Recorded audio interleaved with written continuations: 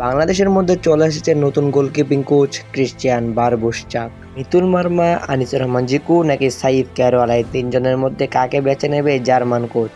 চলুন জেনে আসি তার কোচিং এর ক্যারিয়ার সম্পর্কে। ক্রিস্টিয়ান বারবোসচাক একজন জার্মান গোলকিপিং কোচ, যিনি দীর্ঘদিন ইউরোপীয় ফুটবলে গোলরক্ষকদের প্রশিক্ষণ ও উন্নয়ন কাজ করেছেন। তিনি জার্মানির জান রেস্টুবাঞ্চ এবং এফসি আশবার্জের গোলকিপিং কোচ হিসেবে কাজ করেছেন। পরে আইসল্যান্ডের শীর্ষ লীগ ক্লাব আইএলবি বেস্ট ম্যানেজার এর দায়িত্ব পালন করেন। 2025 সালে তিনি অস্ট্রেলিয়া প্যাট্রিক ব্লুই এফসি এর গোলকিপিং কোচ হিসেবে যোগ দেন। তার কোচিং স্টাইল সাধারণত আধুনিক গোলকিপিং technique, short stopping, positioning, one on one situation আর বল ডিস্ট্রিবিউশনের উপর ফোকাস করে।